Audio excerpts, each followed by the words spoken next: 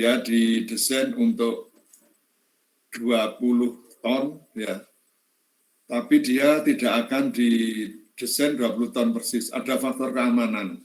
Biasanya lebih dari satu, tergantung jenis bebannya, statis atau dinamis. Dinamis ada satu arah, ada dua arah ya. Kalau yang dua arah itu lebih besar lagi, bisa sampai 8-9 kali faktor keamanannya. Kalau yang statis itu biasanya pakai 2-3 sudah cukup. Nah, beberapa material ini yang paling sering dipakai yang akan ada uji dari sifat-sifatnya ya. Nah, sifat-sifat di sini meliputi atau kategorinya ada sifat fisik, sifat mekanik, sifat teknologi, dan sifat kimia. Yang pertama tentang sifat fisik. Sifat fisik berhubungan dengan karakteristik fisik, misalkan kilo, permuliaan, ya jadi ada logam yang berkilo, ada yang logam tidak berkilo. Yang berkilo misalkan stainless steel itu berkilo, nikel berkilo, emas berkilo. Artinya ada kiloan warna ya. Terus warna juga gitu, ada yang abu-abu, ada yang hitam, ada yang kuning, ya, emas, kuning misalkan, perak, abu-abu, dan lain-lain. Di samping ada warna bawaan, bisa juga diberi pewarna. Aluminium dulu cuma abu-abu saja, nah sekarang sudah bisa diberi warna menjadi coklat, ya. Terus ukuran dan bentuk. Nah, ukuran dan bentuk material ini banyak sekali di pasaran. Anda bisa melihat di material handbook. Ya. Material handbook saya tuliskan sini.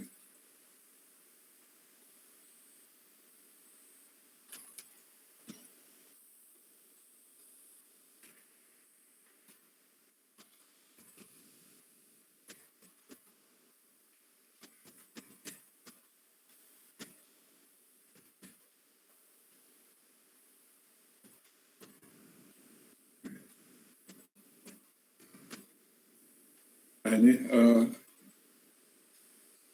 karangan siapapun, di situ ada beberapa nama dari material, karakteristik, sama sifat-sifat mekanis dan sifat-sifat kimianya material handbook. Jadi ada yang bentuknya H, ada yang I, ada yang C, ada yang lurus biasa, ada yang lingkaran, dan lain-lain. Terus massa jenis, nah ini ada di tabel, nah ini beberapa dari logam murni. Ini ada density, melting point, thermal conductivity, dan coefficient of linear expansion. Pada suhu 20 derajat Celcius sebagai standar. Jadi kalau di dalam desain ada hitung-hitungannya. Ya, sayang elemen mesin dihilangkan. Nah, elemen mesin itu salah satu mata kuliah yang berisi perencanaan part, ya, atau elemen yang akan digunakan di dalam satu struktur atau konstruksi. Terus penghantaran listrik, penghantaran panas, titik lebur, dan leleh, atau leleh, melting point. Nah, ini ada 7 sifat-sifat fisik dari logam. Ini dari tabel bisa. Terus sifat mekanik bahan. Nah, sifat mekanik di sini meliputi beberapa hal ya nanti. Nah, ini ada 10 ya dari logam. Ke sini dulu. Jadi sifat mekanik itu diperlukan untuk dipahami saat material itu dipakai, kemudian dia mendapat beban, diistilahkan beban kerja, ya, atau beban kerja itu ada yang menyebut engineering stress, ya, engineering stress. Kalau dia kena beban, baik yang permanen, statis atau dinamis, apakah dia mau memanjang, mau tertekan, mau terpuntir, atau tetap, ya. Kemudian apakah dia akan gagal berdasarkan fungsi gaya yang dikenakannya? Kalau fungsi gaya dia tentu bervariasi dari gaya yang kecil, menengah, sampai tinggi. Waktunya, berapa lama dia dikenakan beban, dan temperatur kerjanya berapa. Temperatur kerja ini bisa meningkat saat elemen-elemen tersebut bekerja saling bergesekan. Contohnya di persneling sepeda motor, mobil, itu berjalannya waktu dengan gaya yang tetap, temperaturnya akan naik. Ya, lihat di kontrol air, ya. Kontrol air dari mobil ada, sepeda motor ada. Sehingga di sini perlu dilakukan suatu metode tes standar dan bahasa standar untuk sifat-sifat mekanik dari bahan. Sebelah kanan salah satu ilustrasi nanti untuk tegangan tarik, ya.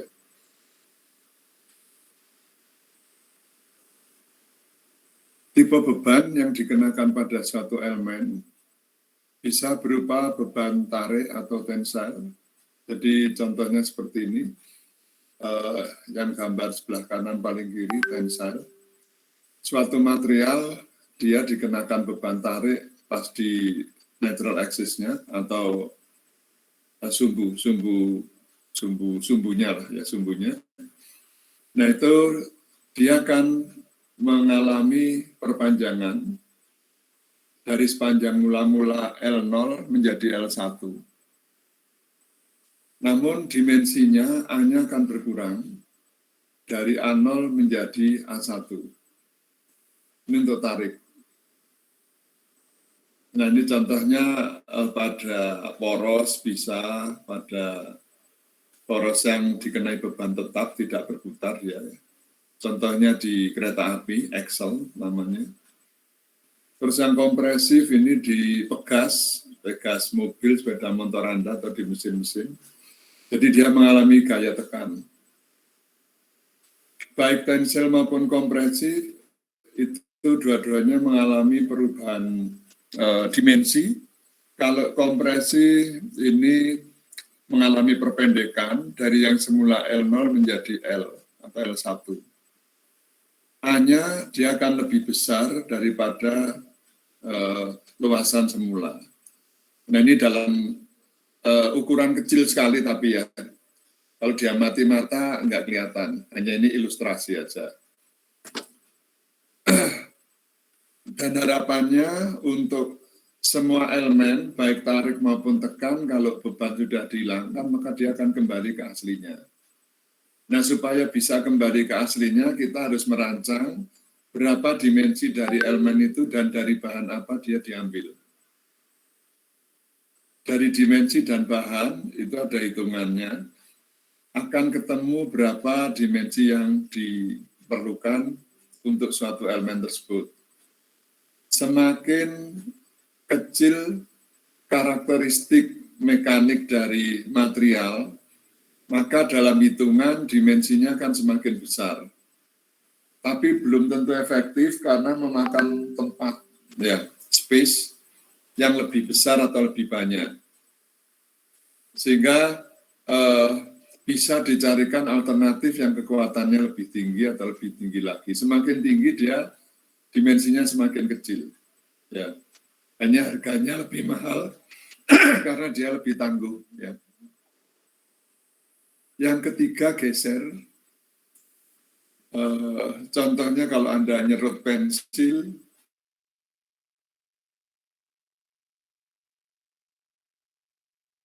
membuat bentuk-bentuk geometri di mesin bubut, mesin scrap maupun di mesin bor bisa juga. Itu semua bebannya geser, memutar. Ya.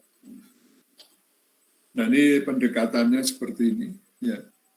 Jadi pada saat benda itu mendapat gaya geser dari kiri, maka seolah-olah akan terjadi perubahan bentuk geser sejauh sudut tertentu, ya, sudutnya pi biasanya. Terus yang kanan ini juga akan bergeser di bagian atasnya. Sedangkan yang torsi atau buntiran itu hampir sama dengan gaya tarik atau tekan, hanya saja dia bekerja di bagian sumbu netral dari material itu. Contohnya kalau roda gigi ada gigi-giginya, maka dia diperhitungkan bukan di bagian luar gigi, tapi di bagian garis tengahnya atau diameter rata-rata. Ya. Kalau poros ini pada bagian luarnya. Jadi yang semula di sini tegangan tarik atau tekan, di sini di tensil itu menjadi notasinya berbeda, yaitu T atau torsion. Arah gayanya kalau yang tensil itu seperti ini naik atau ditarik, yang compression tekan, maka di tensel itu memutar di torsion.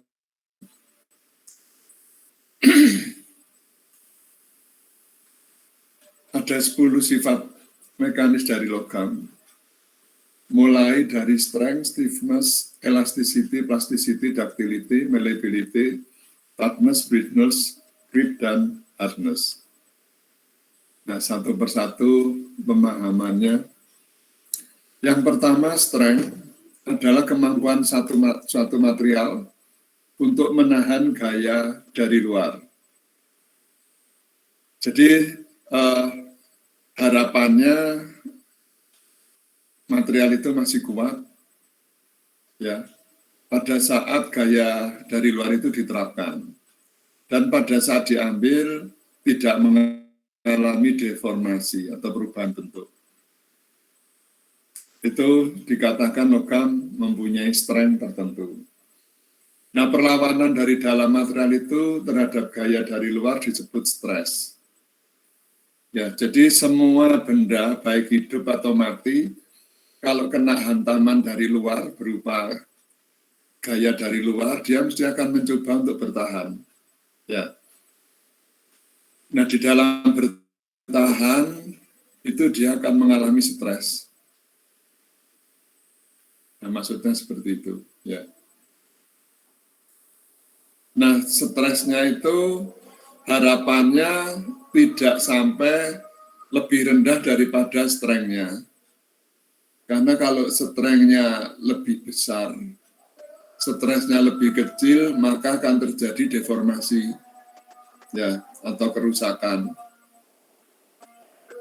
Ini menarik sekali.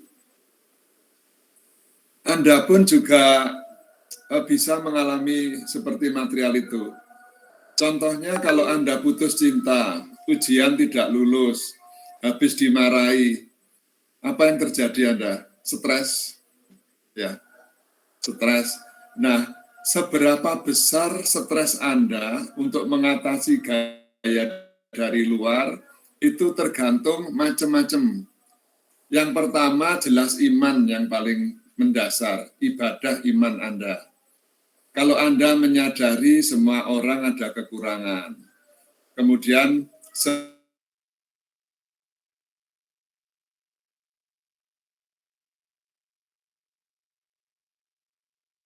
Anda benar. Nah, itu harus dimaklumi, ya. Nggak perlu dilawan mati-matian. Terus di jurusan mesin, saya dulu ketua jurusan mesin dan ketua jurusan teknik industri pertama, yang bunuh diri gara-gara cinta itu tiap tahun rata-rata 4-6. Ya. Nah, itu karena apa? Dia stresnya tidak bisa melawan strength yang ada dari luar. Nah, setelah Bapak jadi kajur, beberapa orang menyarankan, Pak, potong kambing 7, Pak, untuk menghindarkan bala, apa istilahnya ya, musibah-musibah di jurusan gitu ya. Terus nanti manggil Ustadz, kita doani, terus kepalanya ditanam di gedung depannya gedung mesin 1, 2, 3 gitu. Akhirnya saya apa ini istilahnya? Saya turuti ya. Di samping itu saya tiap malam itu nongkrong di himpunan mesin belakangnya TI. Saya bangunkan 2 lantai itu, ada garase, kebetulan anak teknik mesin menang lomba di Astra, dapat mobil Panther. Kemudian ada ruang ketua, ada ruang sekretaris, ada untuk musola, ada untuk jualan juga ada. Komplit itu di teknik mesin. Habis sekitar 400 juta pada waktu itu.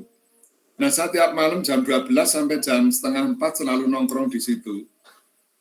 Ketua himpunan, kabit internal, kabit keilmuan harus datang. Wah, yang datang itu ratusan orang tiap malam. Saya suruh lapor, ada masalah apa satu persatu. Ya macam-macam. Ya, ada yang bapaknya kawin lagi, ya nggak kurang-kurang. Dia ditinggal dak sama adiknya sama mamanya nggak kerja. Nggak apa-apa, kita inventarisir. Ada yang ditinggal pacar sampai stres mau bunuh diri, ada.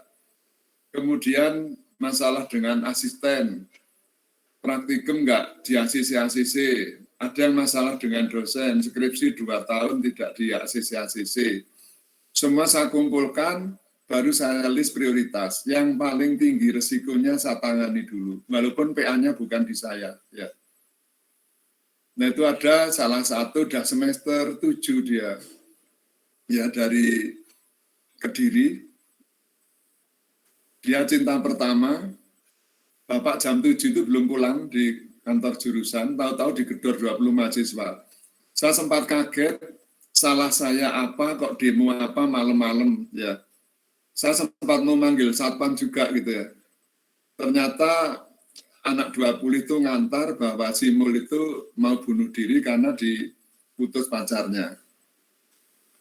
Nah dari situ saya suruh masuk, ya, suruh masuk temannya keluar. Saya tanya nggak ngaku, kamu ada masalah apa kok sampai mau bunuh diri? Enggak Pak, itu masalah pribadi saya. Saya tahu itu masalah pribadi kamu, tapi kamu belum mampu mengatasi hal-hal seperti itu. Karena imanmu lemah, juga kamu orangnya introvert, tertutup. Orang tertutup mayoritas itu pelariannya bunuh diri, narkoba, atau yang lain, ngebut atau apa, ngerusak apa, itu orang-orang tertutup biasanya. Nah terus setelah saya tanya, dia lama-lama, Pak saya boleh nangis Pak, silahkan nangis, saya gitu kan. Nangis sampai 4 menit ada. Saya biarkan memang itu pelampiasan secara fisiologi untuk mengurangi beban, mengurangi stres dari dalam itu. Saya sediakan tisu 1 box, saya sediakan air putih hangat sama air putih dingin. Setelah 4 menit reda, sudah ini kamu tisu. Sekarang kamu jelaskan ke Bapak, Bapak nggak akan ikut campur terlalu dalam untuk mencari solusi.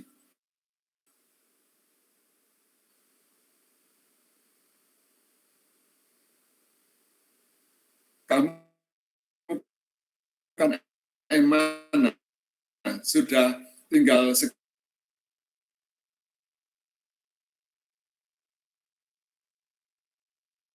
bersyukur. Lu kok bersyukur tinggal sedih kok malah bersyukur katanya. Bersyukurnya bahwa kamu itu ditunjukkan oleh Allah bahwa itu bukan jodohmu. Harusnya gitu. Berpikirnya yang positif, jangan negatif. Coba kalau Anda sudah punya anak 2 atau 3 terus ditinggal dak gitu, ditinggal nyeleweng istrinya, nggak tambah sakit, tambah nggak karu-karuan gitu loh. Jadi lebih baik belum jadi, ada masalah berarti kamu dilindungi Allah masih. Jadi ditunjukkan bahwa itu bukan wanita yang baik, yang pertama. Yang kedua, kamu harus ingat, ya mohon maaf ya, dari data statistik itu wanita di Indonesia dengan pria perbandingannya 1,4 sampai 6. Berarti kamu bisa cari lagi loh, paling nggak 6 kali. Tapi saya nggak bisa Pak, nggak bisa move on. Ya masih baru, nggak bisa move on, saya gitu kan. Jadi dia mau minum Baygon, temannya sudah satu kos itu sudah ngawasi terus kok dia sering murung gitu ya. Terus sebagian masuk kolong, sebagian masuk di belakang pintu, yang lain ngajak ngobrol. Lah pas adzan maghrib, temannya yang tidak sembunyi itu Karena ditanya nggak ngaku-ngaku, udah sholat dulu. Tapi dia kan Kristen, jadi nggak sholat. Nah, begitu temannya keluar semua, benar, motong refillnya baygon, ditaruh dipikir temannya, mau dimasukkan ke semprotan itu untuk nyemprot nyamuk, ternyata di gelas. Terus mau diminum, ya langsung loncat yang dari kolong, dipukul gelasnya, pecah jatuh gitu. Langsung dibawa ke saya jam 7 malam itu. Terus saya kasih ini solusi. Saya kasih metode yang pertama, ya harus dalam 2 minggu harus dapat cewek lagi. Nggak mungkin Pak, saya nggak bisa move on dalam 2 minggu. Di dunia itu serba mungkin, jangan bilang nggak mungkin. Orang yang pandangannya terbatas saja yang bilang nggak mungkin, gitu kan. Terus gimana Pak? Ada kriteria untuk kamu. Saya dari ngomong-ngomong tadi, kamu orangnya itu pertama tertutup, introvert. Kedua, terlalu percaya sama orang yang baru dikenal. Terus yang ketiga, cintanya cinta mati. Saya gitu kan. Itu kelemahanmu. Yang keempat, kamu nggak bisa diungguli oleh orang lain. Terutama cewek, ya. Kamu akan stres, terus mengambil tindakan yang nggak karuan. Jadi kalau kamu cari lagi maksimal D3. IP-nya jangan tinggi-tinggi, IP-mu cuma 2,9. Kalau bisa cari yang 2,5 atau 2,7, ya gitu kan. Tapi gimana Pak? Cari D3 sekretaris di VIA. Terus caranya Pak? Kalau siang kan waktu istirahat makan siang, langsung ke sana. Perlu ditemani Bapak. Enggak lah Pak, saya coba sendiri. Ya udah, mana nanti yang kamu incar, langsung kamu ambil makanan, duduk, kenalan gitu ya. Ngomong aja kalau kamu jurusan VIA juga dan kakak kelas. Kalau dia mau kuliah, ikuti aja di sebelahnya. Kamu bilang mata kuliah itu saya ngulang gitu ya. Nah, akhirnya berhasil 10 hari sudah ketemu ya. Bapak kok bisa sih? Bapak itu mantan playboy. Pacar Bapak dulu 6, saya gitu kan. Nggak ada yang jadi. Baru yang ke-7 ini jadi. Nah, jam setengah 7 pagi, hari ke-10, ada yang dodok-dodok, padahal saya biasanya buka servis atau layanan itu jam 8. Saya buka ternyata mul sama cewek, Pak, saya udah dapat cewek Pak, tolong diinterogasi Pak. Lu emangnya pencuri suruh interogasi? Enggak Pak, pokoknya caranya gimana supaya dia nggak ninggalkan saya, katanya gitu. Nah akhirnya saya suruh masuk, mbaknya saya tanya, Mbak, berapa lama kenal Mas Mul? Sudah seminggu Pak. Oh iya Bapak ngasih waktu 2 minggu, ini hari ke-10. Udah seminggu. Terus pada waktu ketemu pertama, ada getaran nggak lihat Mas Mul? Ada sih Pak. Saya kebetulan sebulan yang lalu habis putus dengan pacar saya, rupanya juga kayak Mas Mul, kecil, manis gitu katanya. Ada chemistry nggak dari ngomong-ngomong seminggu itu? Kayaknya sih ada Pak. Kamu berharap jadi atau mau main-main aja? Kalau bisa ya jadi Pak, saya nggak mau ditinggal lagi Pak. Ya sudah, Bapak pesen ya. Yang pertama jangan sampai melecehkan Mas Mul, bilang misalkan kamu udah kecil, hitam, nggak ganteng, jangan sampai seperti itu. Yang kedua jangan tanya IP. Yang ketiga nanti jangan tanya penghasilan atau apa yang lain. Jadi kamu harus taat pada suami. Kalau nggak pingin jadi janda muda, saya gitu kan. Oh gitu ya Pak, iya. Soalnya dia gampang mengambil tindakan pintas, mau bunuh diri, motong nadi di tangan dan lain-lain. Kamu kan bisa jadi janda muda kalau itu nggak dianu. Iya Pak, saya catatnya, akhirnya dicatat. Sudah kamu berarti mau pingin jadian ya sampai rumah tangga. Iya Pak, saya kebetulan juga semester 6 udah hampir lulus, itu sama Mas Mulnya juga udah skripsi. Nah akhirnya saya panggil Mas Mul, sini masuk. Ini berharap ke Anda jadi sampai rumah tangga, tidak akan meninggalkan. Jadi kamu juga harus yang setia. Jangan balas dendam, dulu ditinggal, sekarang meninggalkan ya. Oh iya Pak, saya nggak punya watak seperti itu, bagus kalau gitu. Terus 1,5 bulan berikutnya, undangan datang ke meja. Loh, kamu udah lulus, Mul? Belum, Pak. Tapi saya nggak mau ditinggal lagi, saya kawin dulu aja, Pak. Nanti kalau komprehensif sudah harus mendampingi saya, wisuda mendampingi saya. Bagus, gitu kan. Ya, akhirnya jadi, ya. Kerja di Kalimantan, di Pertamina, anaknya udah 2, ya selalu menghubungi Bapak. Terus ada lagi yang sore-sore datang, jam 6:15 habis maghrib. Maaf marganya butar-butar ya. Bawa cewek kecil perutnya gede, saya sudah batin. Ini jangan-jangan ngamili gitu loh. Ternyata lah cowoknya itu baru semester 4, ceweknya sudah ini lulus tinggal nunggu wisuda. Terus Pak, saya ada masalah Pak. Masalah apa? Ini teman saya hamil. Yang ngamili siapa? Ya nggak tahu Pak. Kok bilang nggak tahu dibawa sini, kamu itu gila, saya gitu kan. Kamu kalau nggak tanggung jawab, saya potong kontolmu. Bikin malu orang teknik aja, saya gitu kan. Terus mbaknya gimana ini mbak? Dia Pak, bapaknya itu dia. Loh, kan yang jalani Anda berdua. Itu ceweknya bilang kamu yang ya masa sekali jadi Pak. Loh bisa aja, kenapa nggak bisa? Kalau kamu subur, terus ceweknya subur ya jadi. Terus ceweknya bantah lagi, enggak Pak, enggak sekali. 6 kali saya dibawa ke hotel. Nah, bisa. Kamu itu memang mau jadi pengecut, gitu kan. Terus akhirnya, terus gimana Pak solusinya? Saya akan tanya korbannya, Mbak minta apa solusinya? Saya minta dikawin tapi harus satu agama Pak. Memangnya butar-butar agamanya Pak? Saya Kristen Pak, anaknya pendeta. Kalau mbaknya, saya nanya Ustadz Pak, Ketua PKB Pamekasan katanya. Waduh, gimana mau ketemu gitu loh. Nah gini, saya sarankan kamu harus ngikuti korbannya. Kalau enggak apa, kamu bisa dituntut sekolahmu hancur, masa depanmu hancur, di penjara kamu. Dan harus ngawin, buktinya sudah ada kok. Akhirnya ya, tapi saya nggak mungkin Pak. Di marga saya kalau saya sampai pindah agama dibunuh nanti. Mosok dibunuh, saya gituan Bapak dapat hukum perdata pidana kok 1 tahun. Akhirnya saya kumpulkan itu seteknik. Ada 26 orang yang dari Batak. Saya kasih kuesioner, satu pun nggak ada yang bilang dibunuh, cuman nggak punya hak waris saja gitu ya. Akhirnya tunjukkan nih loh, ada 26 orang di teknik, nggak ada yang bilang satu pun untuk membunuh. Hanya kamu hilang hak waris saja gitu. Oh ya sudah Pak, kalau gitu terserah Bapak, sudah yang penting aja solusi. Ya kamu harus masuk Islam tapi khitan dulu. Aduh nanti aja Pak, jangan nanti syaratnya masuk Islam itu khitan dulu. Saya sudah 2 kali dibohongi mahasiswa dari agama lain nggak khitan, tapi nikah dulu akhirnya sampai sekarang nggak mau khitan. Dari Bali ada, dari akhirnya saya bawa ke rumah sakit tentara itu. Nah di rumah sakit tentara sampai di sana itu nggak mau khitan nih. Bayangkan apa nggak malu Bapak sama dokternya. Kenapa kamu kok nggak mau? Nggak mau.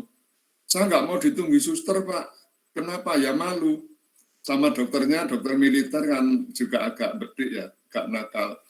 Gayamu malu, Bang sudah biasa nembak perempuan aja kok malu-malu kamu.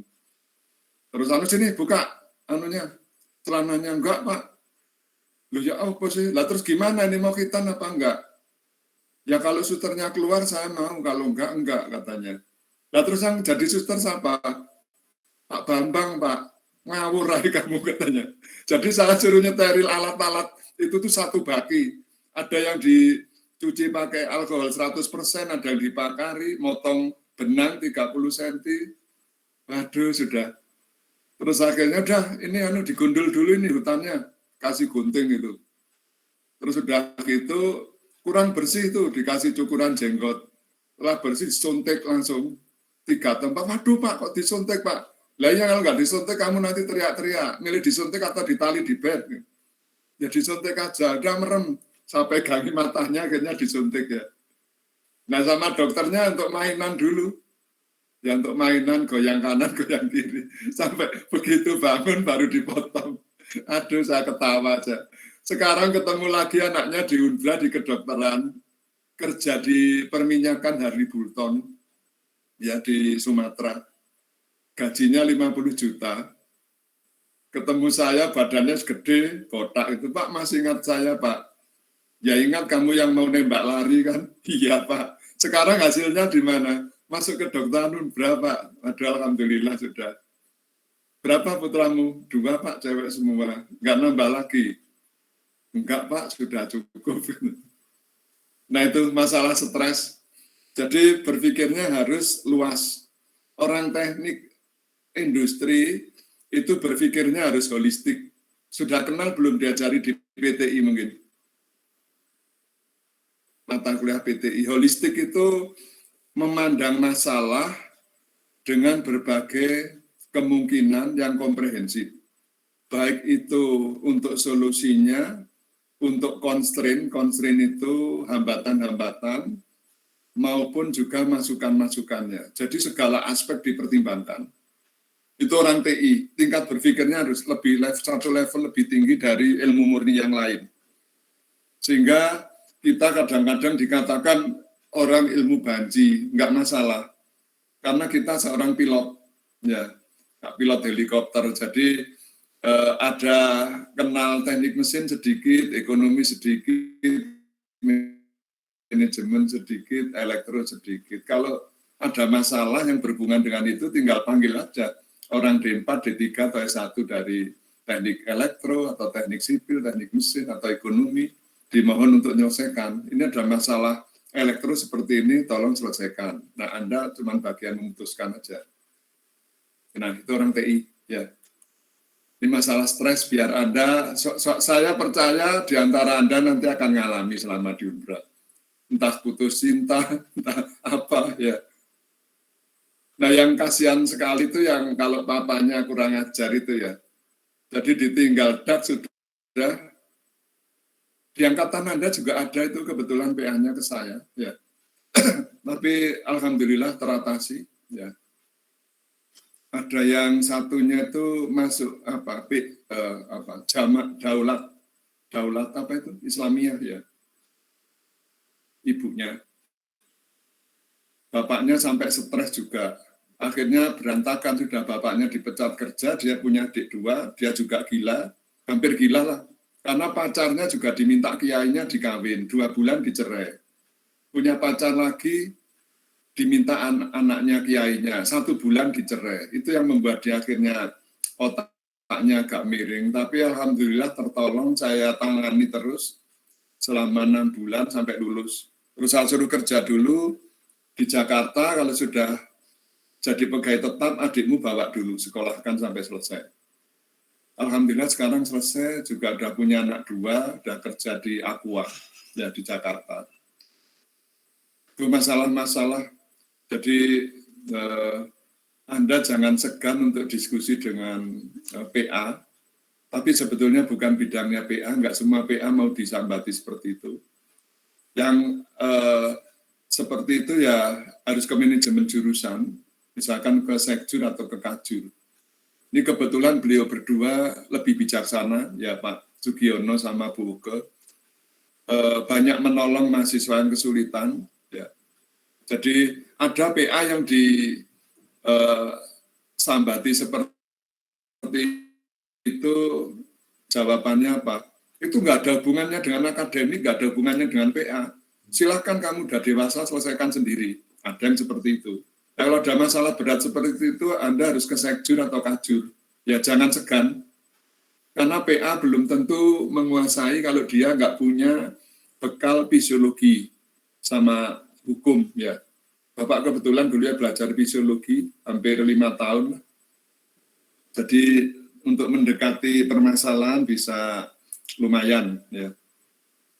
Lumayan terarah gitu. Ini masalah strength. Yang kedua, stiffness atau kekakuan adalah kemampuan dari suatu material untuk menahan perubahan bentuk akibat tegangan kerja, tegangan yang terjadi atau tegangan kerja.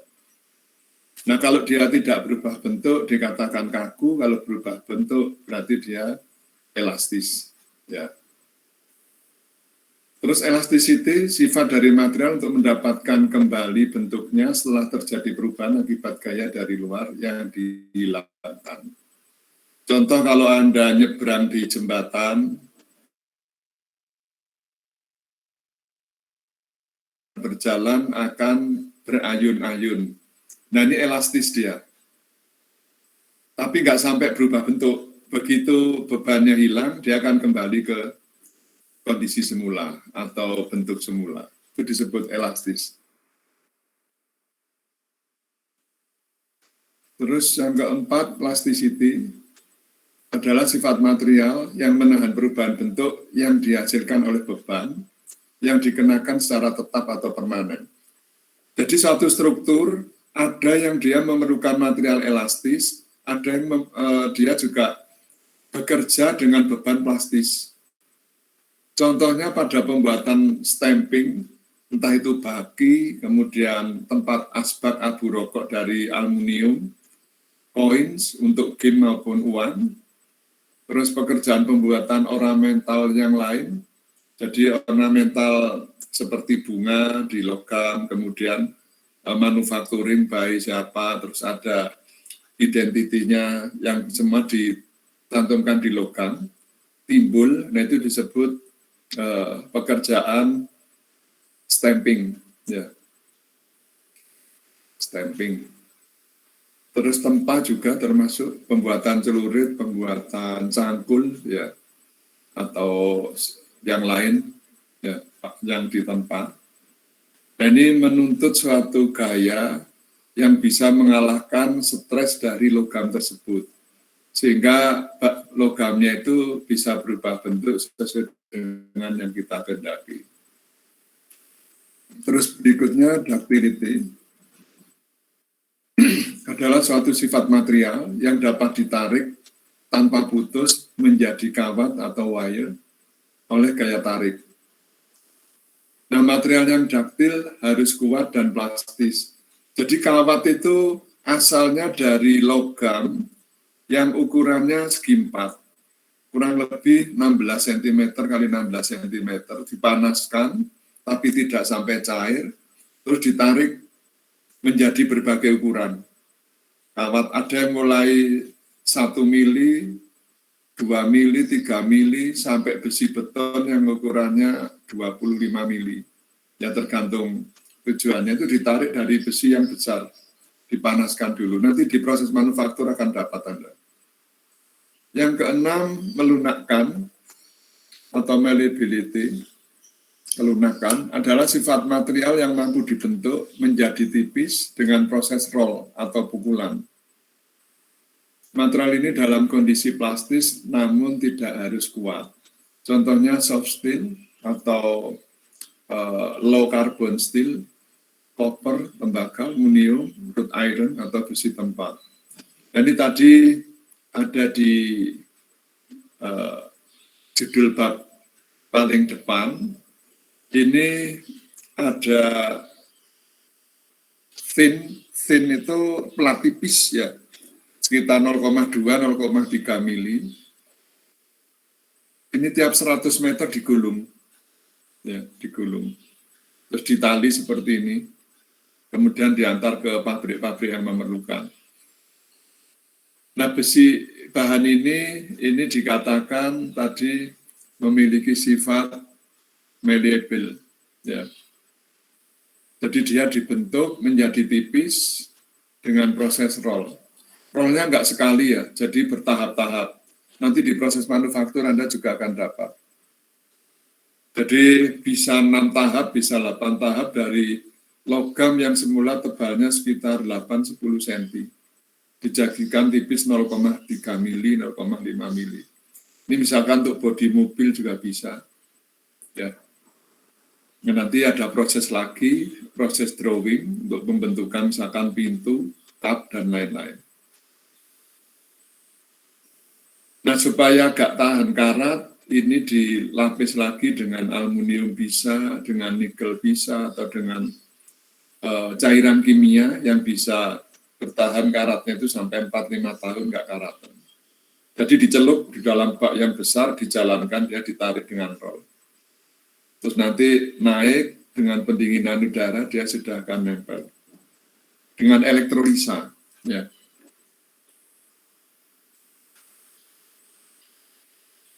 Yang ketujuh, toughness atau ketangguhan adalah suatu sifat material yang mampu menahan patah sekalipun dikenai beban kejut. Nah, sifat ini akan berkurang kalau dipanaskan. Nah, misalkan bahan low carbon steel. Jadi dia nggak gampang patah, juga nggak gampang berubah bentuk.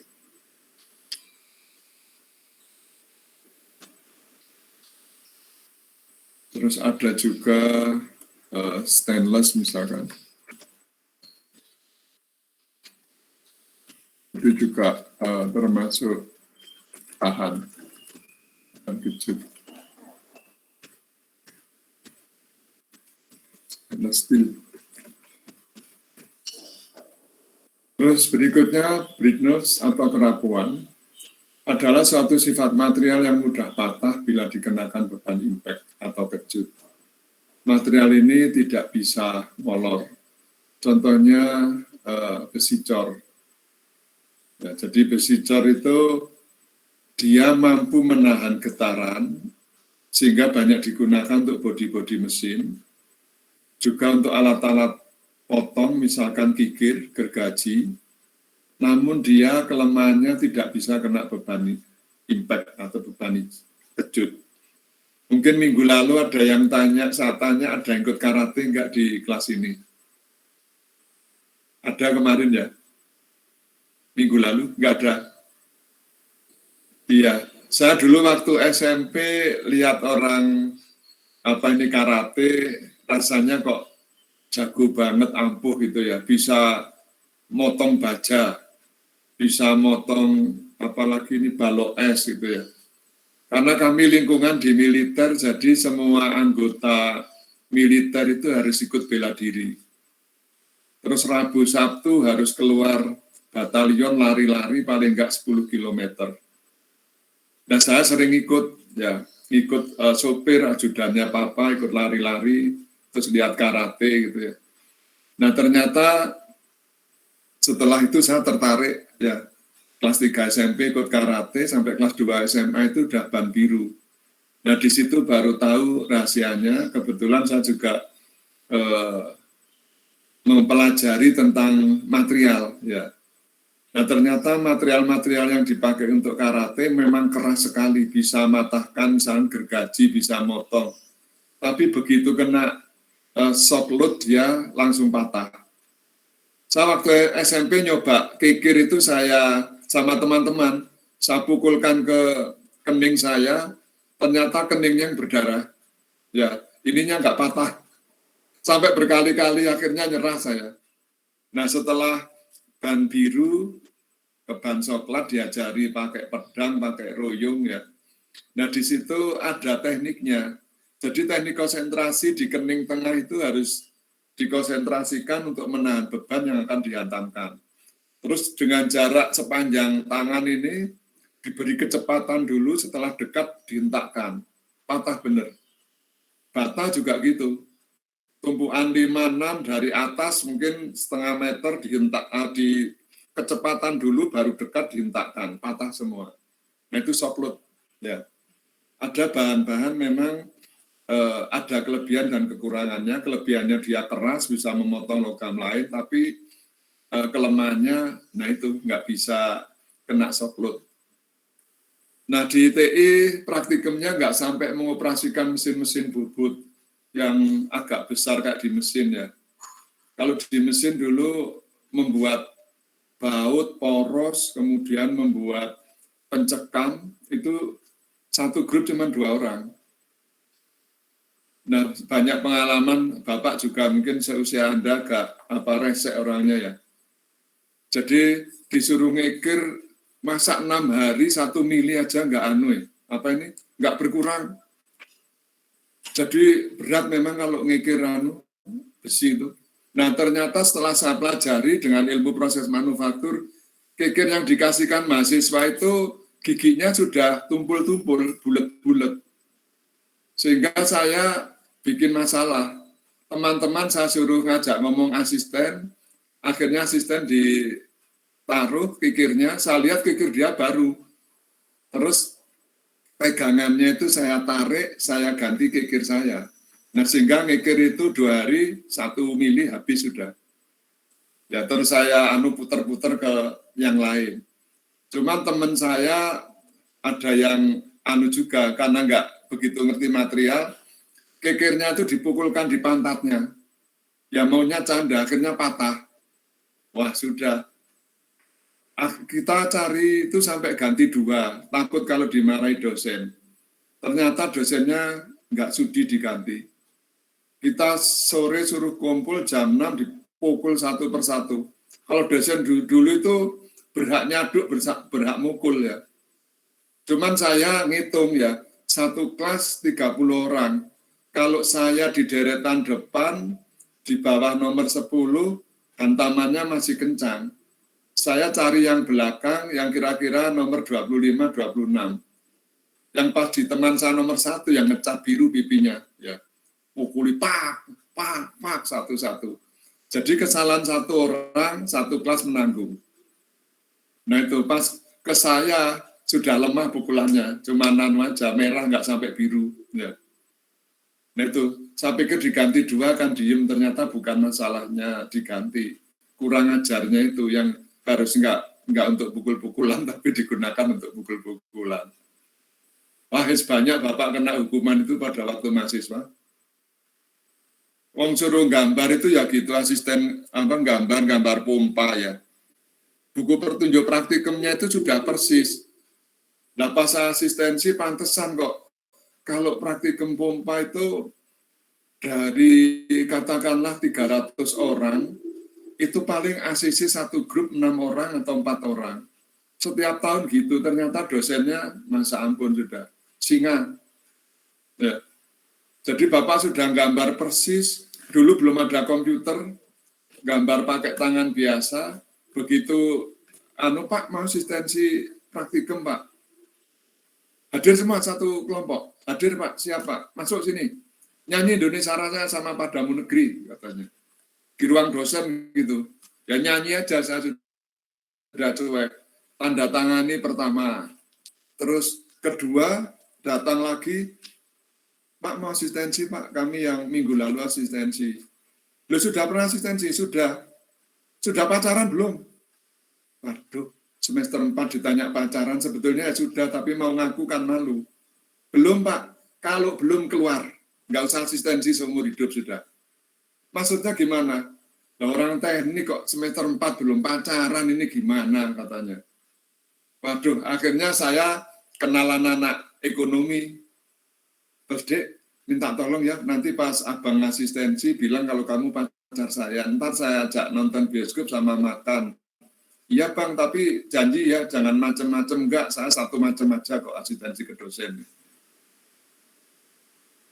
Akhirnya saya ajak, Pak mau asistensi Pak, sudah pacaran? Sudah, ada pacarnya? Ada Pak, siap saya bawa. Wah bagus itu, sini asistensi. Lagi itu di depan pacar itu, di depan cewek ditanya, sudah ciki-ciki belum? Apa sih Pak ciki-ciki? Yang making love dong. Ya nggak mungkin lah Pak, kan belum muhrim, saya gitu kan. Goblok kamu itu, pulang dulu kalau belum making love katanya. Madu makanya 300 orang cuma ACC 4, ACC 6 itu yang satu grup aja. Nah teman saya ngikut saya aja, saya agak badung ya, biasa apa ya goda orang-orang seperti itu. Akhirnya yang kelima itu saya ngadep lagi, Pak mau asistensi Pak. Udah berapa kali? Sudah 4 kali Pak ngadep Bapak, ini pendahuluannya baru mau dilihat Pak. Siapa mau lihat pendahuluan? Lihat gambar pompamu dulu. Begitu dilihat itu, apa ini? Gambar Kak, jembut ruwet, dilempar keluar pas hujan. Aduh nangis saya rasanya. Ngetik pakai tik manual cetak-cetik gitu loh. 37 halaman dibuang tok Oh, sampai anak-anak tak santet kamu nanti sampai ya. Tapi saya akhirnya ulet terus Pak, saya ambil lagi.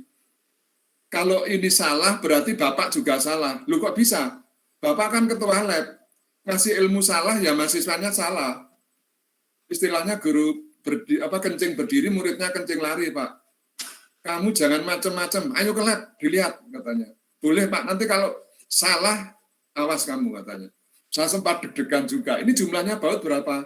5, Pak. Di sana juga 5. Ayo turun. Terus saya dibawa ke lab, ternyata bener loh, Pak. Kan bener, Pak. Ini yang salah Bapak apa mahasiswanya? Ya wis, nek wis bener sini, saya tanda tangani sekali. Masa ampun. Jadi ke-6 itu baru ditandatangani sekali, belum dilihat pendahuluan. Baru kurang sehari dilihat semua laporan di ACC. Ya sudah, grup saya aja yang ACC. Dosen sekarang kan nggak sampai menyentuh apalah istilahnya. Menyentuh fisik ya. Kalau dulu biasa, saya ditendang di kaplok itu udah biasa. Gambar mesin itu, ya gambar teknik ya kayak di Anda. Bikin garis itu kan harusnya ditarik gini, terus pensilnya diputer. Nah itu saya di SMA nggak diajari ya cerak gini. Ayo bikin garis kamu. Tak gini-gini kan, yang tebel. Gini, ternyata apa? Kepala saya dikuaplok ya. Saya pas makan pisang goreng, langsung keluar di kertas gambar. Aduh, ampun. Nah, itu jadi untung bawa kertas gambar 2, jadi gambar lagi dari awal. Goblok bikin apa ini? Bikin garis kok dibolak-balik gitu. Lah habis Bapak nggak ngajari, lah kamu nggak tanya, katanya gitu. Lah yang benar gimana Pak? Dikasih contoh, Bapak jangan main pukul seenaknya gitu Pak, saya gitu kan. Terus diajari baru, gini loh, diputar, miring 80 derajat, gitu loh. Nah makanya dosen itu gunanya ngajari Pak. Kamu kok bawel banget sih? Ya nggak bawel Pak, biar bener Bapak nggak sembarangan sama orang, saya gitu kan. Bapaknya Pak Oyong itu, mantan kajur.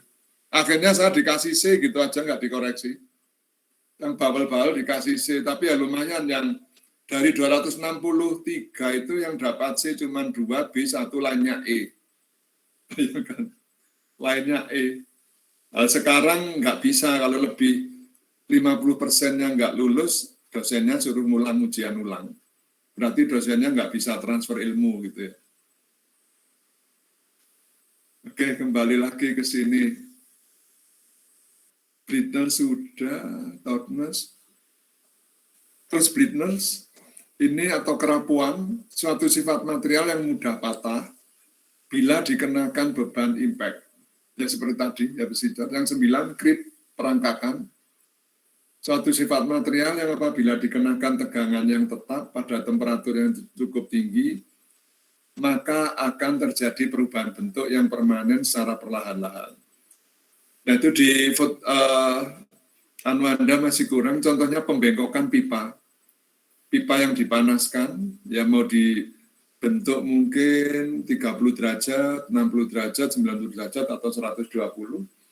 Itu kalau pipa-pipa tebal bisa dipanaskan dulu, kemudian ditekan dengan beban yang permanen, akhirnya sampai dia mengikuti kontur dari pembengkoknya itu.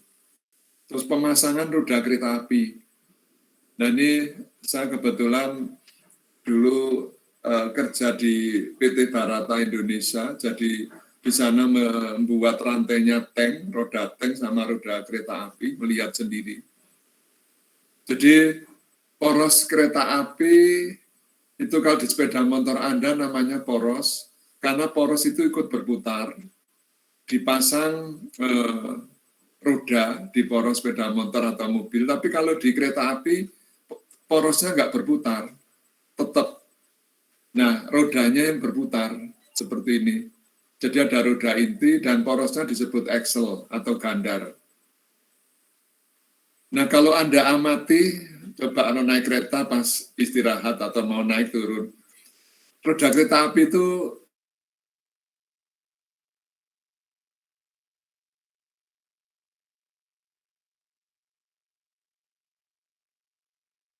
roda selubung. Nah, roda selubung ini kalau dipasangkan dalam kondisi dingin nggak bisa terpasang, karena soyannya paksa. Supaya dia bisa terpasang, karena nanti kan akan menahan beban sampai puluhan ton atau puluhan ribu kilogram. Sehingga dia benar-benar jangan sampai terjadi selip, lepas, atau yang lain. Ya. Sehingga ini harus soyannya paksa. Nah, caranya gimana? Ini bagian luar dipanaskan, yang saya blok merah, 600 sampai 700 derajat Celcius. Kemudian ini ada slidernya, ada pemegangnya. dipukul dengan gaya 6-7 ton. Jadi kurang lebih ancang-ancangnya sekitar 2,5 meter, pukulkan ke sana, dan terus sampai masuk ke sini, ke roda inti ini. Kira-kira 3-5 pukulan sudah nancap di sini. Nah, kemudian ditunggu beberapa saat, ini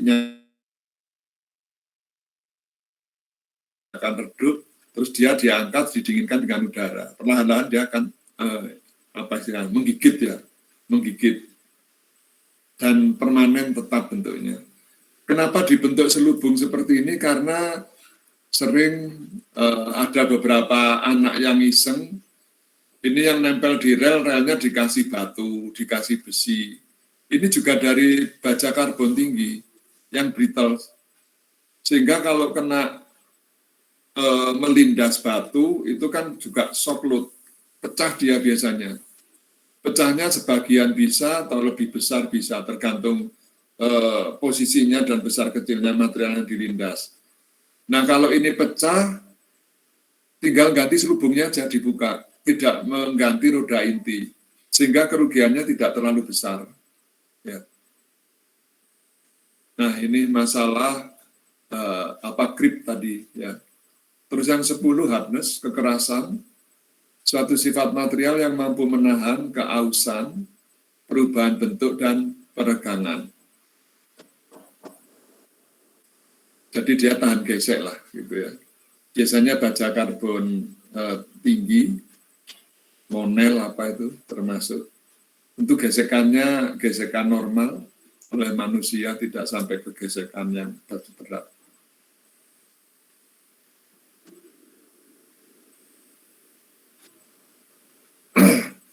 Kemudian percobaan kekuatan tarik, nanti minggu depan kita bahas lebih dalam, sementara Anda punya bayangan seperti ini. Jadi material seperti tadi, nah ini, dibentuk, ada standarnya, untuk aluminium, untuk baja itu ada sendiri, tinggal lihat di buku, kurang lebih dibentuk di sebelah kanan gini, ya, ada lehernya, tapi lebih panjang nih lehernya. Kemudian porosnya ini bertingkat, yang bawah dijepit, yang atas juga dijepit. Kemudian di tengah ini dikasih sensor, ya, yang digunakan untuk ngeplot grafit sebelah kanan ini. Ya. Jadi begitu beban berjalan, grafiknya ini juga akan berjalan. Pada kondisi elastis, grafiknya masih linear, artinya strain dan stres itu masih equal atau sebanding. Tapi di saat batas elastis sudah terlampaui, berarti stres dari bahan sudah terlampaui. Maka dia akan berbentuk multilinear, lengkung, ya, dan tidak kembali ke aslinya karena dia sudah bentuk elastis. Plastis, yang bawah ini yang lurus elastis. Terus ditarik terus sampai ini terjadi necking. Di puncak ini yang terjadi perubahan bentuk seperti ini. Ini yang disebut ultimate stress atau stres puncak gitulah. Jadi ini kekuatan bahan maksimal itu sekian. Terus yang batas elastis dan plastis tadi antara lurus dan lengkung itu disebut yield stress. Ya, yang ini ultimate. Terus ditarik terus, ini akan mengecil, tapi untuk gaya untuk menariknya lebih ringan, sehingga ini turun. Sampai titik tertentu akhirnya patah. Nah, itu konsepnya pengujian tarik seperti itu.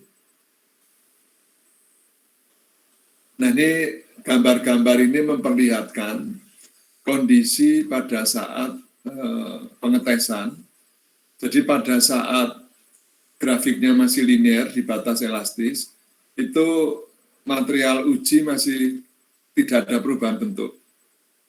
Misalkan sampai di bawah titik yield strength tadi, beban dihilangkan, dia akan tetap bentuknya. Begitu beban diteruskan, ditarik lagi, maka stres dari material ini terlampaui. Jadi dia sudah lengkung, ya, non-linear. Nah, di sini sudah mengalami perpanjangan. Lihat, bandingkan dengan sebelumnya. Lebih kecil, ya. Sudah terjadi perubahan plastis. Artinya walaupun beban dihilangkan, dia nggak akan kembali ke bentuk awalnya, dimensinya terutama dan bentuknya. Terus diteruskan lagi sampai ultimate. Nah, ini masih lurus sampai di ultimate. Begitu diteruskan, ditarik, maka ini pada bagian tengah akan membentuk necking atau leher. Ya. Terus sampai akhirnya putus, ini yang disebut fracture strength. Nah, kebanyakan spesifikasi dari material itu menggunakan ultimate. Kalau menggunakan ultimate, padahal beban harus bekerja di bagian elastis ini, maka faktor keamanannya harus lebih tinggi. Misalkan mendapat beban 8.000 kilo gitu ya. Kalau ultimate ini faktor keamanannya bisa pakai 6. Tapi kalau pakai yield strength ini cukup 2 atau 3. Ya, faktor keamanannya. Ini kekuatan tarik konsepnya. Terus tegangan sebenarnya itu adalah gaya dibagi penampang yang sedang tereduksi. Jadi dimanapun dia tereduksi, diukur berapa penampangnya, AI initial. Terus regangan sebenarnya adalah lon dari panjang akhir dibagi panjang awal. Ya, panjang akhir, panjang awal, nanti saya lihat. Nah, seperti ini. Jadi panjang awalnya L0, panjang akhirnya L. Mengalami perpanjangan delta L.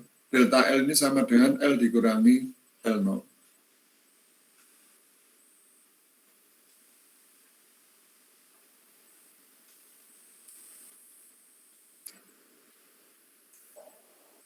Ini biasanya digunakan untuk perhitungan pada proses pembentukan, rolling, forging.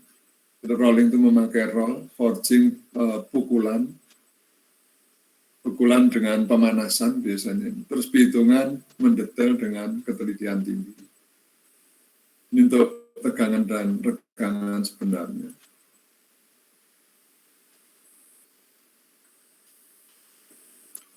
Terus di dalam engineering itu sebetulnya ada perhitungan-perhitungan dari hasil percobaan yang menyatakan atau memisahkan antara engineering stress, true stress, dan fracture. Ya. Nah, konsepnya seperti tadi. Jadi di mana dia berada, A-nya itu sebetulnya mengikuti. Ya, jadi berubah-ubah A-nya sampai fracture. Namun di dalam spesifikasi yang ditetapkan itu biasanya memakai ultimate ini, ya, di puncaknya. Ada juga yang pakai yield point, ada. Jadi hati-hati. Kalau memakai ultimate, faktor keamanannya harus lebih besar.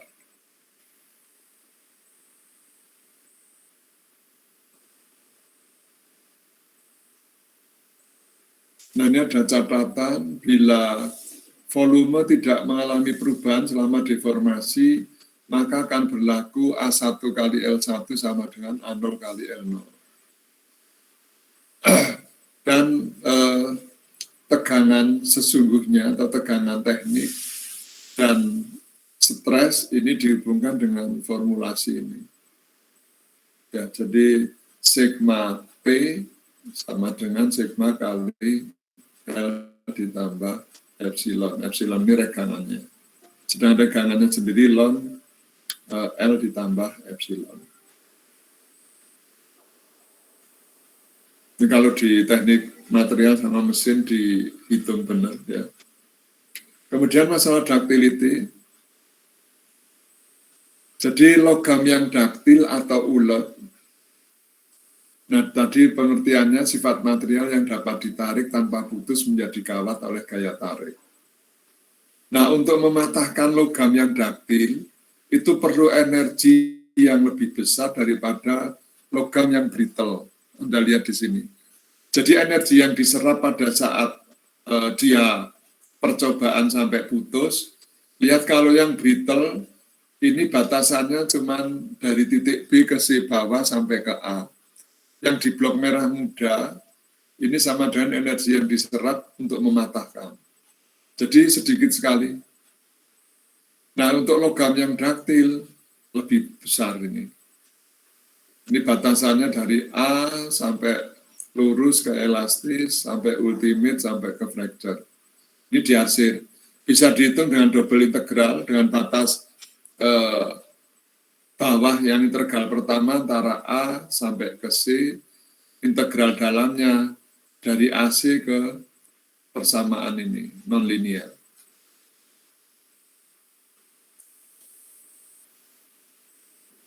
Ini juga mirip ketangguhan, ya, toughness. Kemampuan bahan untuk menyerap sejumlah energi tanpa mengakibatkan kerusakan. Nah, sifat ini sekaligus menjadi ukuran banyaknya energi yang diperlukan untuk mematahkan suatu benda kerja. Nah, toughness rumusnya ini integral 0 sampai epsilon F dikalikan sigma dikalikan perubahan dari strainnya dalam satuan joule per meter kubik. Jadi logam yang tangguh itu sama dengan logam yang atau kemampuan bahan untuk menyerap energi hingga patah. Berikutnya ujian kekerasan itu bisa menggunakan berbagai bentuk identor. Identor itu alat penekan, biasanya dari baja karbon tinggi, baja keras, yang bentuk lingkaran. Ada yang bentuk ujungnya seperti ini, runcing, dengan sudut 136 derajat. Terus ada lagi yang bentuknya runcing 120 derajat. Ada yang dari besi, karbon tinggi, maupun berlian. Jadi berlian juga digunakan untuk tes kekerasan. Nah, nanti yang diukur kedalaman dari permukaan sampai dia tertembus. Kecil sekali, nggak sampai 2 mili, nggak sampai. Jadi kecil sekali, nanti dimasukkan di rumus, akan ketemu. Tapi kalau di percobaan juga sudah ada rumusnya, sehingga bisa dilihat di display langsung kekerasannya sekian. Bahkan di lapangan itu bentuknya kayak pistol Colt, tinggal ditembakkan di permukaan benda kerja, tapi permukaan benda kerjanya harus dibersihkan dulu, diamplas sampai bersih, baru ditembakkan kayak laser gitu ya. Sehingga dia akan menunjuk nanti kekerasan bindel berapa, viskes berapa, tegangannya berapa, bisa dikonversi. Nah, kalau secara manual konversi kekerasan terhadap kekuatan tarik atau stres seperti ini, jadi ada 3 material yang sudah diteliti. Yang pertama dari steel dulu, yang lurus ke atas. Kemudian ada cast iron yang berikutnya lagi brass. Jadi kalau misalkan Anda ingin tahu tegangannya berapa, tapi nggak punya alat ukur untuk mengukur tegangan, maka kekerasannya aja cukup. Misalkan baja, kekerasannya Brinell 300, ini tinggal potongkan ke atas. Ke kurva ini, terus tarik ke kiri. Nah, berarti di sini kekuatan tariknya sekitar 300, 400, 1, 2, 3, 4, 5, 3.000 ya nih. 3.200 lah. Ini dalam satuan megapascal, kalau ditarik ke kiri, dalam satuan pound square in kali pangkat 3, sekitar 160-an. Ya. Itu jadi secara manual bisa, terus dengan sekarang ada alat yang lebih modern. Terus deformasi atau perubahan bentuk. Jadi ada dua deformasi, yaitu deformasi elastis dan plastis. Deformasi elastis disebut reversible. Ketika beban dilepas, dimensi material akan kembali ke awal. Itu di garis lurus ini. Artinya di sini hukum Hooke masih berlaku. Nah, hukum Hooke menyatakan bahwa tegangan yang bekerja pada daerah elastis itu strain dan stresnya masih sebanding. Kalau deformasi plastis itu irreversible, ketika beban dilepas dimensi material tidak kembali lagi. Jadi batas plastisnya mulai grafik yang sebelah kanan ini ada upper yield point dan lower yield point. Mulai lower yield point itu sampai lengkungan ke atas ini plastis sampai ultimate. Nah ini nanti kadang di ujian suruh jelaskan juga masalah diagram seperti ini. Ya, ada beberapa fase. Ya.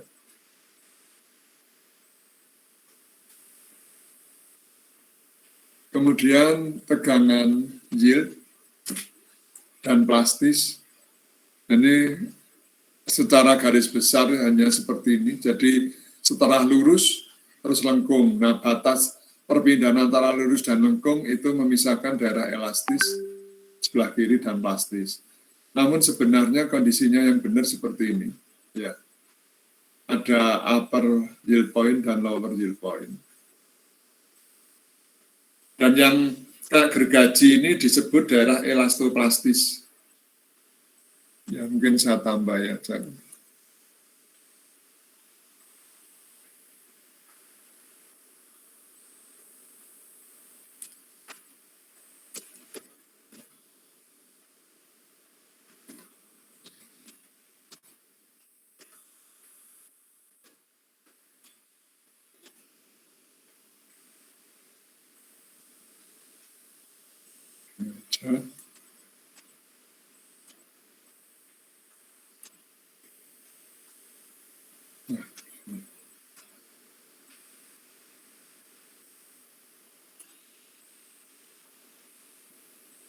Nah, seperti ini. Jadi sebelum dia menginjak ke plastis ada perpindahan, daerah perpindahan.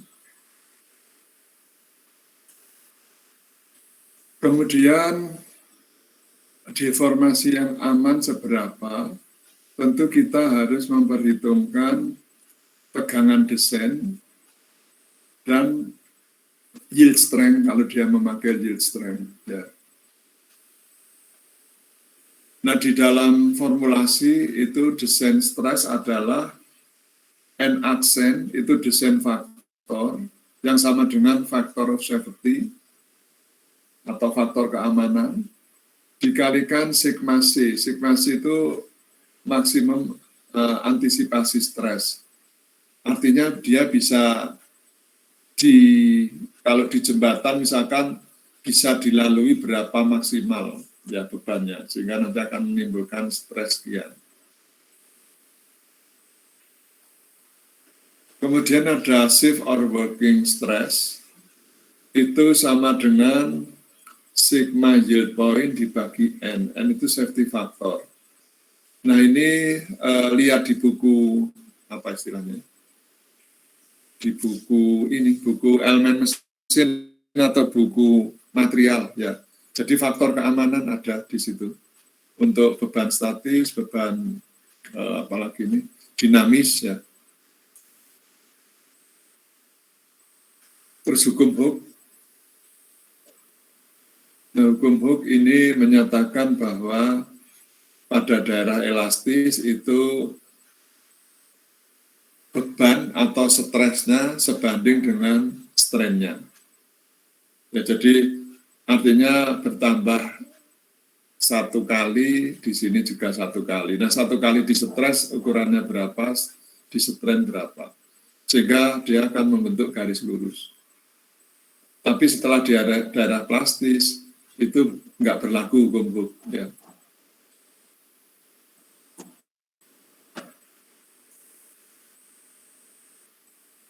Nah, di sini ada modulus elastisitas.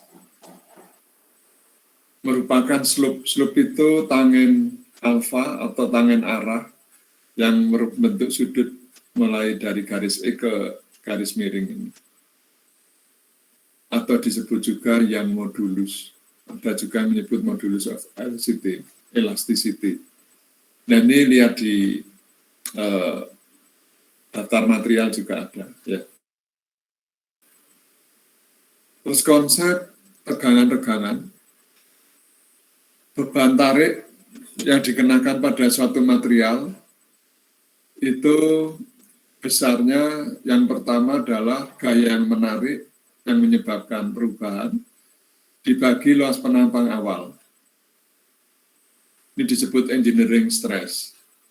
Kemudian untuk tegangannya atau engineering strength itu adalah delta L ini. Delta L merupakan selisih antara panjang akhir setelah mengalami perpanjangan dibagi panjang mula-mula. Ya, delta L dibagi L0, panjang semula, kalikan 100%.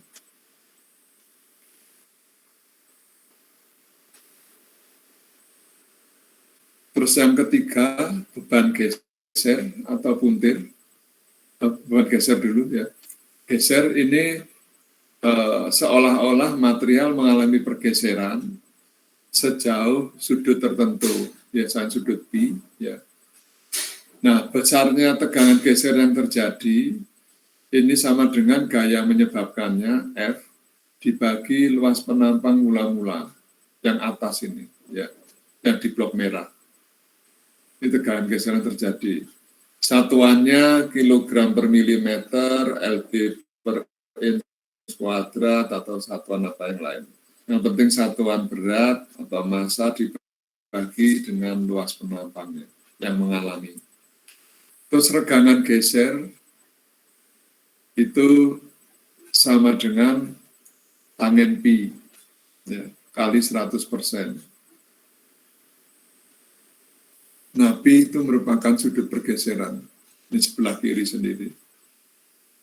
Terus yang ketiga, puntir atau torsi, itu sebetulnya mirip juga dengan tegangan geser, variasi geseran, hanya di sini simbolnya dan arahnya, letaknya juga sedikit berbeda.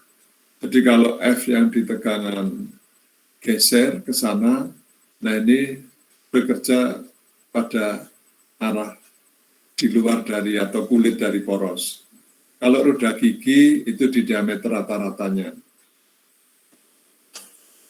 Wah ini jadi nggak kenal roda gigi, nggak kenal macam-macam roda gigi poros ya, karena mesin nggak ada. Ada diameter minnya, ada di gambar di roda gigi. Terus rasio Poisson ini merupakan rasio antara tegangan lateral dan aksial, yaitu ke arah X dan ke arah Z, 3 dimensi, atau sama dengan ke arah Y dibagi arah Z. Ini tidak berdimensi dan nilainya minus. Terus modulus geser, nah ini sama dengan atau shear modulus. Ini dicari dari percobaan juga, ya. Percobaan jadi dari material yang sudah distandarkan bentuk tekan yang dia akan menyebabkan geseran. Kemudian nanti gaya geser yang terjadi besarnya sama dengan G kali apa nih ya, G kali Pi ya, Pi apa gamma, Pi gamma ya, gamma. Nah G ini merupakan modulus geser atau shear modulus. Nah ini sudah ada percobaannya, tinggal lihat di tabel. Terus sifat teknologi ini merupakan suatu kemampuan bahan material untuk diproses lanjut atau dilakukan proses pengerjaan permesinan. Nah ini harus hati-hati karena suatu logam bisa memotong logam lain kalau kekerasan logam pemotongnya itu lebih tinggi. Nah kalau sama itu nggak akan bisa memotong. Apalagi lebih rendah, maka pahat potongnya akan terpotong.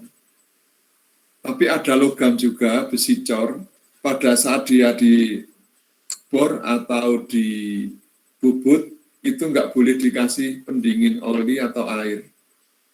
Karena dia akan mengeras dan lebih keras dari pahatnya. Sehingga sering pahatnya lebih cepat tumpul karena ketidaktahuan operator. Ya.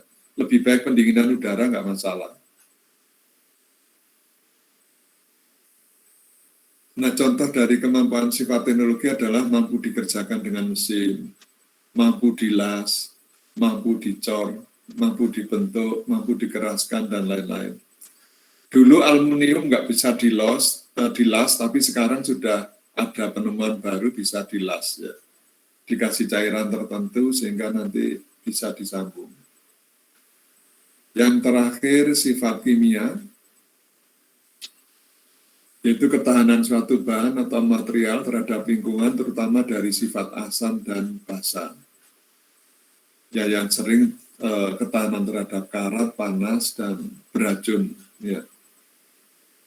Itu saja untuk bab 2. Mungkin ada yang mau ditanyakan, persilahkan. Sudah di screenshot ketuanya? Sudah ya? Sudah, Pak. Oke. Ada yang mau ditanyakan? Dari sifat mekanik 10 tadi.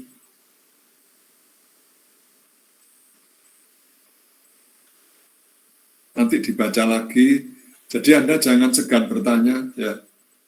Kalau Bapak orangnya terbuka, terus terang. Jadi belum pernah terjadi, tapi saya kalau nggak bisa jawab akan ngutang. Saya akan cari jawabannya, tapi selama jadi dosen 35 tahun nggak pernah ngutang. Ya. Karena persiapan harus lebih banyak gitu ya. Terus baca literatur lebih banyak. Izin bertanya, Iya. Pak. Kan tadi disebutkan ada beberapa sifat untuk material ya, Pak. Iya. Itu yang paling penting tuh yang sifat mana, Pak? Yang paling utama gitu, Pak, daripada yang lain. Paling utama itu kekuatan tarik, ya. Kekuatan tarik karena banyak struktur yang mengalami gaya tarik. Contohnya atap, ya, atap dari logam ada, itu kayak di teknik industri itu dari besi C, ya, atapnya bukan dari kayu. Terus gentengnya itu dibaut ke besinya. Nah itu dia dibebani, ada beban hujan, ada beban genteng, sehingga seolah-olah dia tertarik. Kalau dia tidak bisa menahan gaya yang terjadi, maka akan terjadi deformasi, melendut atau molor. Ya, itu jadi yang paling penting itu kekuatan tarik. Terus kemudian ada untuk material-material pemotong kekuatan geser. Contohnya Anda akan membuat pisau untuk memotong logam atau cutting tool, istilahnya di permesinan. Itu Anda harus memilih logam yang mempunyai kekuatan geser lebih tinggi daripada material yang akan dipotong.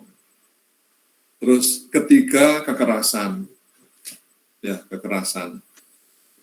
Jadi walaupun dia bentuknya kelihatannya lebih kokoh, lebih daktil, tapi kalau kekerasannya rendah daripada logam yang akan dipotong, dia nggak bisa motong. Jadi syarat suatu logam bisa memotong logam lain, kekerasan pemotongnya harus lebih tinggi. Itu dicatat, karena kadang di wawancara kerja keluar, di ujian juga keluar, nggak bisa jawab. Oke, bisa terjawab. Yang lain? Silakan. Baik, Pak. Terima kasih, Pak. Ya, terima kasih.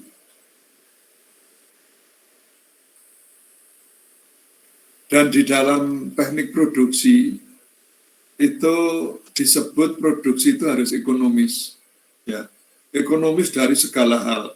Dari proses, Anda bisa membuat lubang dari mesin bor, dengan mesin bubut, nanti mesin milling. Semuanya bisa, tapi paling murah mesin bor karena penggeraknya cuma satu motor. Kalau mesin bubut bisa 2-3 motor. Kalau mesin milling lebih banyak lagi. Jadi mana proses yang paling mampu dan memenuhi syarat tapi paling murah. Nah, dari segi proses.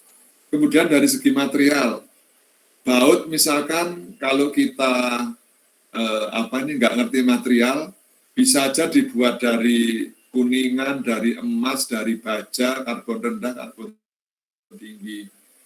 Tapi kita harus tahu kira-kira akan ditempatkan di mana, perlu tahan istilahnya karat atau tidak, kemudian kekuatan tariknya berapa, bisa menahan gaya yang terjadi atau tidak gitu ya.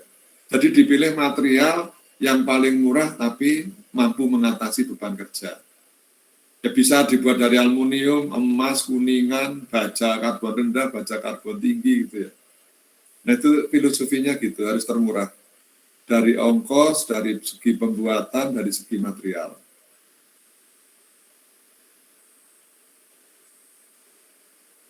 Jadi nanti Anda kalau sudah mendalami TI, mungkin semester 5-6, sudah bisa paling nggak mengatur hidup. Ya. Artinya apa? Kalau saat ini sudah wajar lah. Beli HP, yang punya duit ada HP baru lagi, ganti lagi, baru lagi, ganti lagi. Sehingga dari penelitian di Indonesia, muda-mudi di Indonesia itu paling lama 3 bulan HP-nya. Setelah itu ganti lagi, ganti lagi. Ya seneng produsennya, duitnya banyak ya.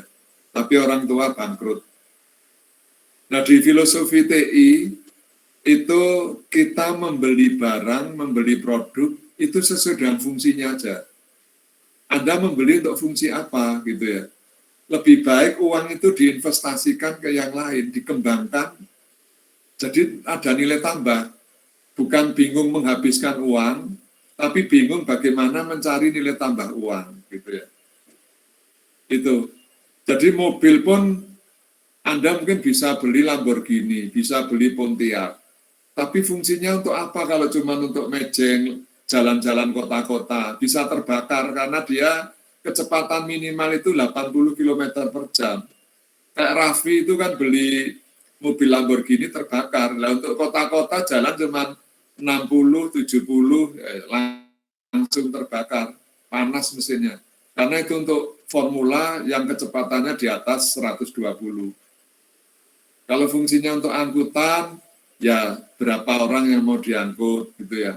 Perlu city car atau mungkin yang hatchback atau mungkin yang apa lagi gitu. Itu jadi jangan melebihi fungsinya.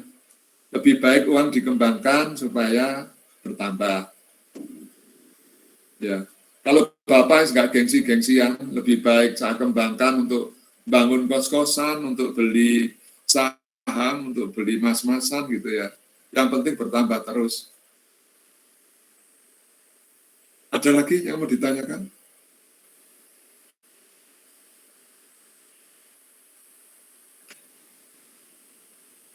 Oke, nah itu sifat karakteristik dari negara berkembang ya.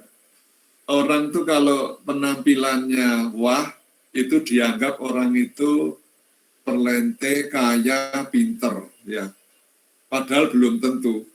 Adik saya dulu hampir terjebak.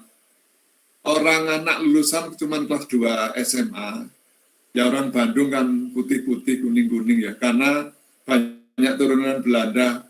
Seperti saya sendiri juga campuran Sunda, Belanda, sama Arab. Ya. Jadi ya seperti inilah. Nah itu ngakunya pemborong, tiap apel malam minggu itu mobilnya ganti. Sampai akhirnya setahun pacaran, sudah merencanakan nikah. Tapi saya stop dulu. Kamu kan cuma sering diceritani, belum tahu asal-usulnya. Saya akan jejaki asal-usulnya. Nah ternyata dia ngakunya gabung dengan pemborong Korea di jalan tol. Terus saya datangi di jalan tolnya itu, saya tanya bosnya, ternyata nggak ada nama listnya dia. Terus ngaku lulusan teknik sipil ITS. Saya cek ke ITS, namanya dia juga nggak ada. Kemudian saya tanya rumahnya di mana, yang diakui omnya yang kaya. Ya. Di daerah Dago mobilnya memang ada 3, tapi nggak pernah dia pakai. Nah setiap apel dia rental mobil.